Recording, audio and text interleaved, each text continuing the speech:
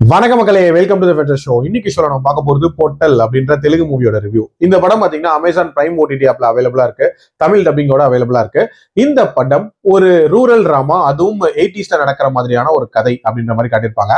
ஆக்சுவலா அந்த டைம்ல பாத்தீங்க அப்படின்னா ஒரு ஊரை காட்டுறாங்க. அந்த ஊருக்குள்ள ரெண்டு ஜாதியினர் இருக்காங்க அப்படின்ற மாதிரி காட்டுறாங்க. ஒன்னு ஆதிக்க ஜாதியினர், இன்னொன்னு வந்து ஒடுக்கப்பட்ட மக்கள் அப்படின்ற மாதிரி காட்டுறாங்க. இந்த ஒடுக்கப்பட்ட மக்கள் இருக்காங்களா, இவங்களுக்கு நிறைய உரிமைகள் அப்படின்றது மறுக்கப்படுது. அதுல முக்கியமான ஒரு விஷயம் தான் கல்வி. இந்த கல்வியை எப்படியாவது கொண்டு வரணும் அப்படின்றதுக்காக ஹீரோவோட அப்பா ஃபர்ஸ்ட் முயற்சிக்கிறாரு. அது வந்து எடுபடாம போயிருது. அதை தடுக்கிறதுக்கே ஒரு வில்லன் கேங் இருக்காங்க. அதுல முக்கியமான நபர் தான் வந்து அஜயராஜ். அவர் வந்து அந்த ஊர்ல கல்வி மட்டும் வந்துடக்கூடாது, வந்துட்டா எல்லாரும் சமமாயிருவாங்க அப்படின்றதுக்காகவே வந்து அதை தடுத்துட்டு இருக்காரு. அடுத்த ஜென்ரேஷனா ஹீரோவும் அதை முயற்சி பண்றாரு. அந்த முயற்சிகள் எப்படி போகுது, அதுல என்னென்ன மாதிரியான சேலஞ்சஸ் வருது, டுவர்ட்ஸ் தி எண்ட் தடுத்து நிறுத்தினாரா இல்லையா அப்படின்றதான் இந்த படத்தோட கதை.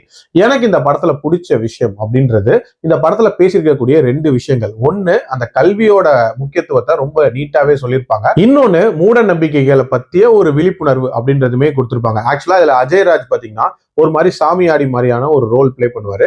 அவர் நினைச்ச விஷயங்களை வந்து அந்த தெய்வம் சொல்லுது அப்படின்ற மாதிரி நிகழ்த்திட்டே இருப்பாரு அப்படின்ற மாதிரி காட்டுவாங்க. சோ அந்த விஷயத்த வந்து இதுல ரொம்ப நீட்டாவே அட்ரஸ் பண்ணிருப்பாங்க. அதே மாதிரி அந்த 80s காலகட்டத்தை காட்சிப்படுத்தின விதம், அதாவது படத்தோட அந்த பிளாஷ்பேக் போர்ஷன் மாதிரி சில காட்சிகள் காட்டியிருப்பாங்க.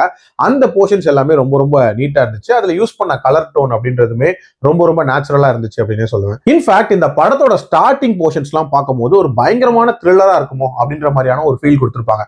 அதாவது வில்லன் வந்து ஹீரோவோட கண்ணில் எதையோ போட்டுருவாரு.